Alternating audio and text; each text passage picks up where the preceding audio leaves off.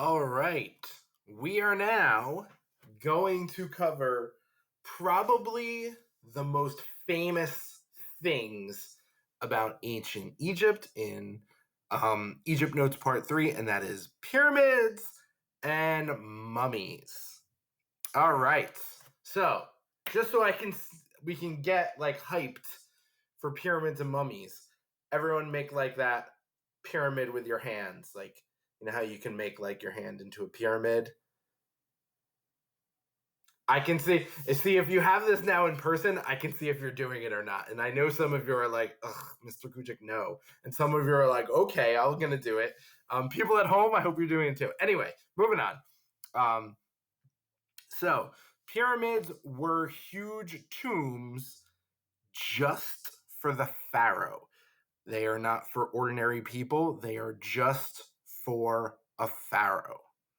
So the reason pyramids are pyramid shaped is the Egyptians believed that when a pharaoh died, as I told you in the last notes you did, the spirit of Horus would shoot out of the pharaoh up into the sky, and he would go into the next pharaoh when he was crowned king. So if we look at the pyramids, they'd have like a spot for the pharaoh's body, and they believed that the spirit needed to be directed which way to go. So that's why pyramids are pyramid shaped. So the Horus could shoot out the top into the sky and then into the body of the next pharaoh when they were crowned. Now, pyramids were built on the west side of the Nile, never the east side of the Nile. And I'm going to tell you why. So, the sun god of the Egyptians is this god called Ra. And the Egyptians thought that when the sun set, Ra died every night. And if you didn't know this, the sun sets in the west. And each morning, it rises in the east, and the Egyptians thought Ra was reborn every morning. So they thought Ra is so powerful, he can die every day, travel through the underworld during nighttime, and come back to life each morning. So that's why pyramids are on the west side of the Nile. So they were like, we're going to put our dead pharaohs in pyramids on the west side of the Nile because Ra, the sun god, dies in the west every night. That's their rationale. So speaking of gods and goddesses, I'm gonna talk about a few more of the more famous ones. So some of these we talked about in that weird story you saw, like Jeb. We talked about Isis. We talked about Atum. He's the guy that coughed up the stuff. So Anubis, here he's the god of embalming. He has a jackal head. Bastet, or sometimes she's known as Bass, has a connection to cats. The Egyptians love cats. Horus, we talked about. Ma'at has to do with balance, which is going to be a very important type of thing.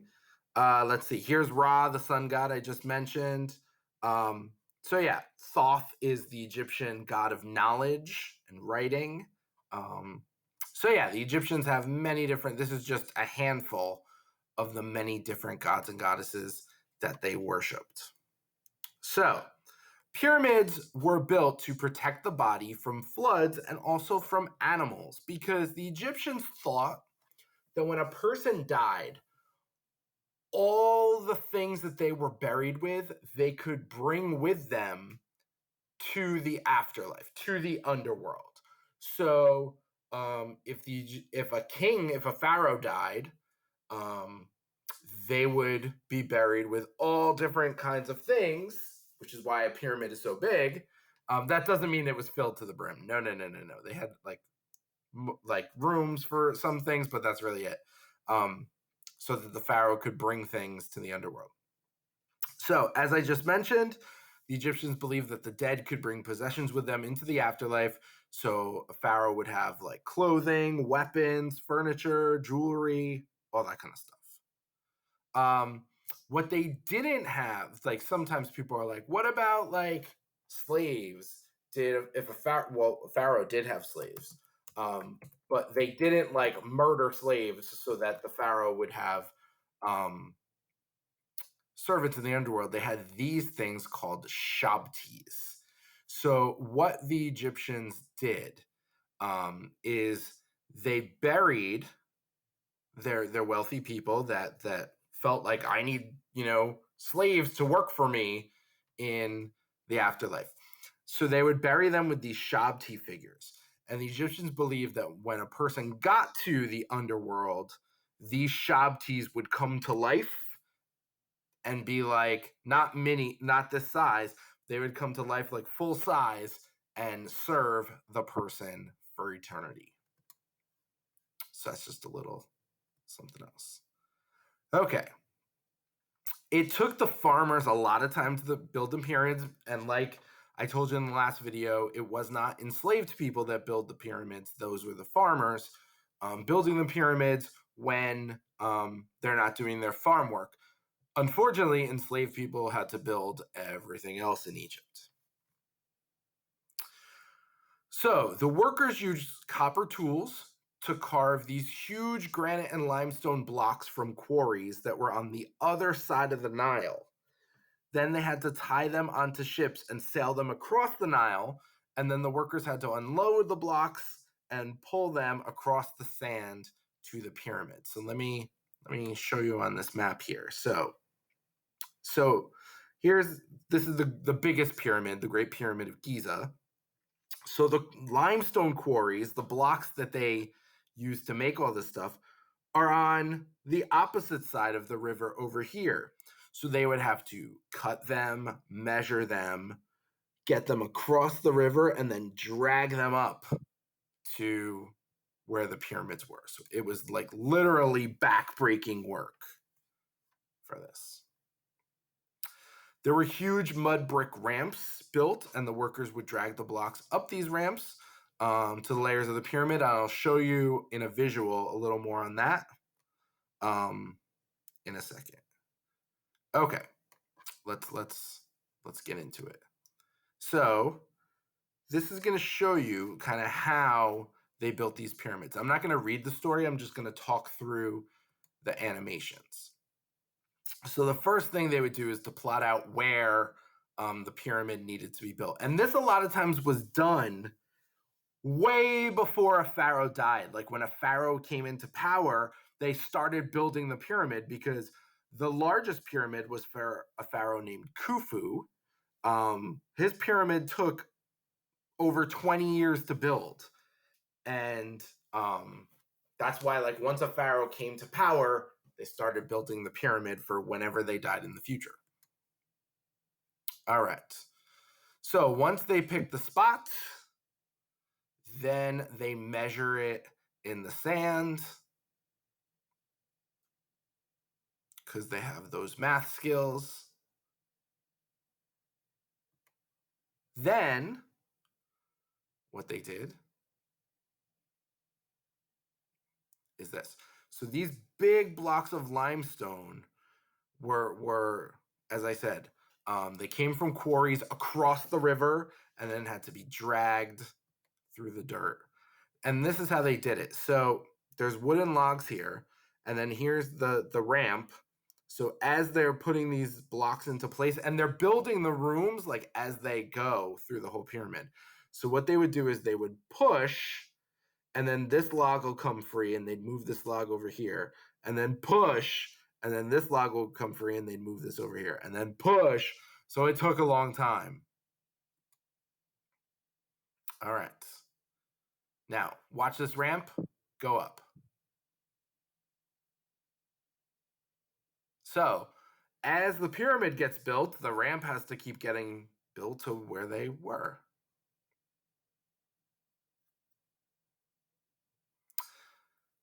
Now, at the top of the pyramid, they put gold on it. And there was white limestone covering it. Now, you saw a picture of the pyramids of Giza here. You're like, immediately, I know what you're thinking. You're like, this is not white limestone. What's going on here? Well, here's what happened. So this is what the pyramids looked like originally, but thousands and thousands of years of sandstorm has weathered away this layer, and it's weathered away the gold that was on top, which is why it doesn't look like this anymore. And if we look to our Great Pyramid, we're gonna go explore the area around the Great Pyramid. You could see the weathering, like how the top of it, there's a little more of it than the bottom of this. Oh, you can really see it here in this picture. Oh, it's a camel. So a big touristy thing to do is to ride a camel around the pyramid. So there you could see pyramid. We're gonna look at let's check out some more pictures while we're here. So this is the Sphinx. This is another very famous Egyptian thing. It was actually buried up to here in sand, and it was only the head, and archaeologists like started digging, and they were like, oh my gosh, there's a whole body. There's a little bit of mystery of like what's going on here, but it's really just a symbolic protector of the pyramids. For a long time, archaeologists were like, is there anything inside? What's going on? And they did all kinds of different tests and things, and they've never found anything inside the Sphinx. So yeah, big disappointment there, I guess. So let's look at some more pictures. So there you see these blocks. You can see like just how big one of these limestone blocks are. She's not allowed to do this. You're not allowed to like walk on the pyramid like that.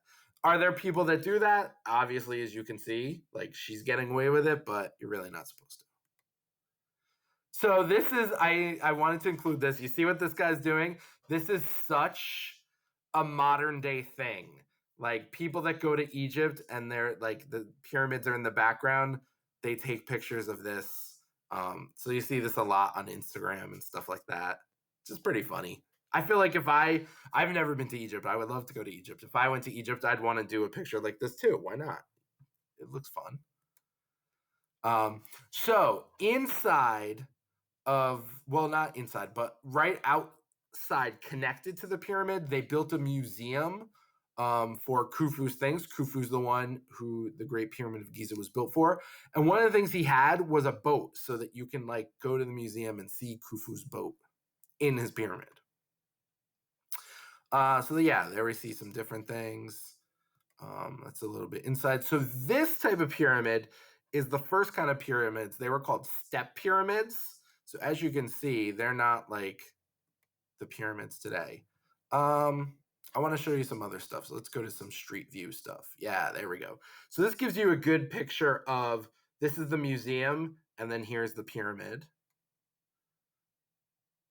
So you can see like we're now like right at the pyramid's doorstep. So just like when you're super close to a skyscraper and you look up, you can't see the top. It's the same thing with the pyramids.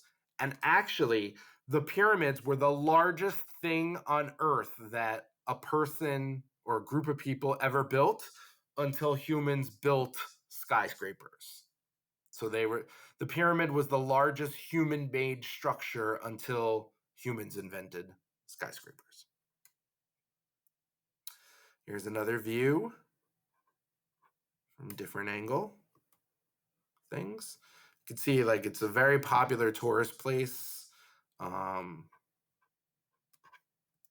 can see there's cars everywhere. There's buses. There's this guy taking a selfie. There's a woman on a camel. Oh, speaking of, we're going to do it. I am taking you virtually on, where is it? There was a camel ride. Hold on. I got to find it. Maybe it's here. No. One of these things was a camel ride. Maybe I can't. Hold on. I'm going to see if I can find it. There was like, is this it? I think so. We're going to see if this works. This one. Come on.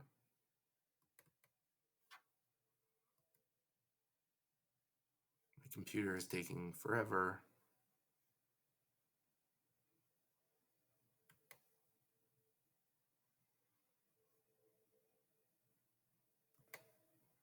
All right, so I got it. Here's the we are going to ride a camel, kind of. Like, this is a video somebody took of riding a camel right to the pyramid, so let's go for it. Let's pretend this is us. And here we go. So we can pretend to feel the wind that we hear. So we're camel riding right up to the Great Pyramid of Giza. Now, when your parents today are like, what'd you do in school today? You can technically tell them, we went on a camel ride in Egypt, right at the pyramids.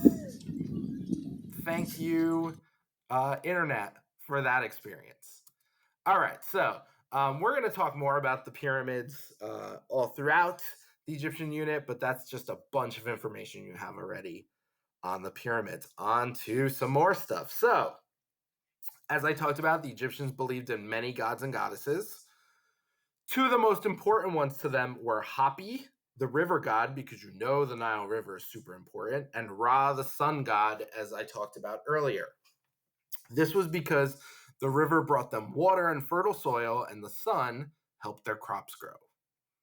Another important one was Osiris. That was the Egyptian god of harvest and the underworld. And as you learned, according to Egyptian mythology, Osiris and his wife Isis were the rulers in the underworld. Now, this is something I haven't talked about yet, and it's super weird. I gotta show you a picture of this.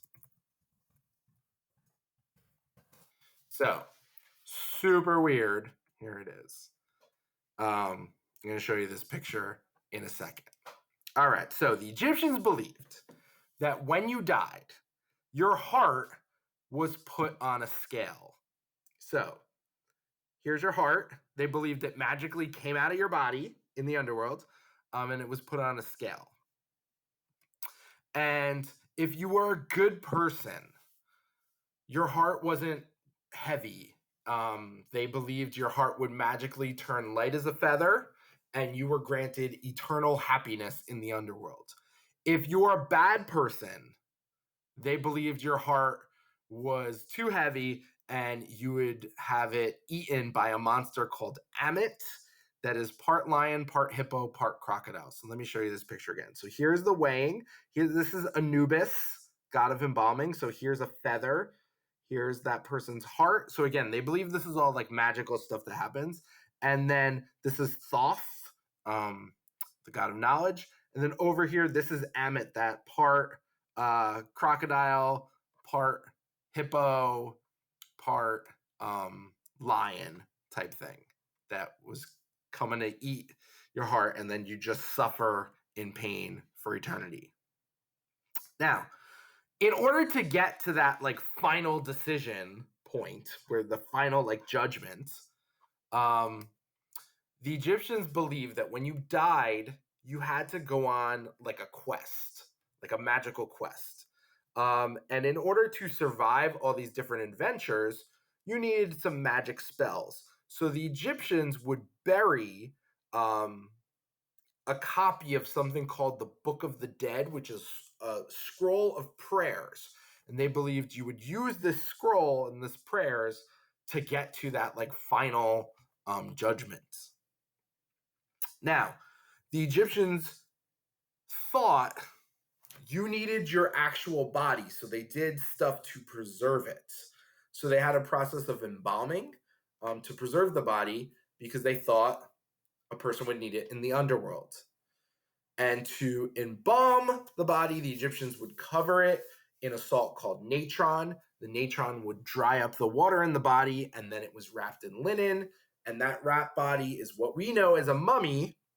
The mummy of a poor person would go in a cave or in the sand, and the rich got a sarcophagus. And I'm going to walk you through that process right now. So here we go. Gross picture coming up in 3, 2, 1, gross. So some people, you have different levels of grossness. Some people are like, oh my gosh, ew, get it off the screen. And some people are like, it's not that gross. So this is a picture of a of an Egyptian before they had the system. So they would be buried in the desert with their possessions, and the desert, the dry air kind of like preserved the body. Well, the problem with that is animals getting at the body. So the Egyptians started to bury their dead in coffins. But the problem with that is if the body is in the coffin, it's not getting exposed to the dry air, so it started to decay. And the Egyptians are like, but we need our bodies in the afterlife. So they have this mummification process that I'm going to walk you through that they did. So here we go. So first is embalming. So the first thing they would do is they would take the body to a tent known as an ibu, or place of purification, and the embalmers would wash the body with good-smelling palm wine and rinse it with water from the Nile. And look at how smart they are so they don't make a mess. It goes right there. One of the embalmers would then make a cut in the left side and remove the organs because they were the first part of the body to decompose. Now, what you're looking at here is not a plate of organs. This is like just the rags that they use. So the organs that they would remove are the liver, the lungs, the stomach, and the intestines. And they would wash them and pack them in a type of salt called natron. They did not take the heart out of the body because the Egyptians believed the heart was the center of your intelligence. So the Egyptians thought that a person's heart did what we know the brain does. They thought thoughts come from the heart, emotions, like that's all the brain. But here's something that's still going on today. So the Egyptians thought like everything comes from the heart in terms of your feelings and emotions. We say it comes from the heart, but it comes from our brain. But it's not too romantic to be like, I love you with all of my brain. But scientifically, that's accurate. So our belief of like feelings and emotions coming from the heart, that's from ancient Egypt. They did that. So they didn't take the heart out of the body. The heart stayed in the body. But they did take the brain out, and they weren't careful about it. What they did is they stuck a hook up the nose and yanked the brain out piece by piece. I know. So gross. Ew. So gross. And if you're like, oh my gosh, that hurts, the person's dead. They can't feel anything. All right, next. So then what they would do is they would cover the body in natron, that type of salt, to dry it out, and they would put like salty like rags filled with salt back in the body. So for 40 days, that body would just sit in the salt for 40 days. So after 40 days, they would then wash the salt off.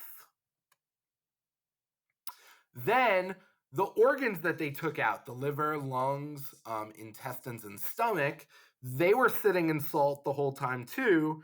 They would then take those organs, put them back in the body, and stuff the body with things like sawdust, leaves, and linen, and all that stuff. They didn't always put the organs back in the body. That was like a newer thing. What they used to do is put the organs in these jars called canopic jars. And each jar, they believe, had a different god or goddess to look after things. So like Imseti looked after the liver. Hapi, the river god, looked after the lungs. And this is their thinking about that. They were like, okay, when we're in water and we go underneath water, we can't breathe. So they thought Hapi controls breathing, so that's how he's connected to the lungs. Dumetev was the stomach, and Kebesenev the intestines. So after that came the wrapping process. So I know, first thought, thank goodness the person's hands are where they are. I agree. So first they would wrap the head and neck, and then the fingers and toes all got individually wrapped. I had to click through that quickly because some people are like, get it off the screen. So then the arms and legs were wrapped separately, and between the layers of the linen that they're using would be different kinds of amulets, these good luck charms. So here's an amulet that's called the Isis knot. They believe protected the body. This is a plummet, which was to help keep the person balanced, which is a huge thing because you had to be all about balance because they were worried about that final judgment where your heart is balanced with a feather magically based on what kind of person you were and how you lived your life. All right, next. A priest would then read some spells while the mummy is getting wrapped, and they believed this was all like for good luck. Then they would put the Book of the Dead tied with your hand so that you wouldn't lose it, that book of magic spells. And linen strips were actually glued directly to the body using a type of liquid glue, almost like rubber cement called resin. So like the bandages were like glued to the body. All right, next. Then they would have a cloth painted on basically Osiris painted on the cloth. And this was so that when a person got to the underworld, it was like, Osiris, big fan. I'm so, just like, when I go to Mets games, I wear Mets things. The ancient Egyptians are like, we're going to the underworld. We're going to see Osiris. I want Osiris on my cloth. So yeah, that's the story with that. Next. So then another cloth was wrapped around the entire body with different strips of linen, and then came the coffins. So it would go in like one coffin and another. So that whole process, start to finish, was 60 days. Then they had the funeral. So person dies, the whole mummification process takes 60 days, then they have the funeral. So at that funeral, there would be different offerings and different prayers and stuff like that. And yeah, that's the story of mummification.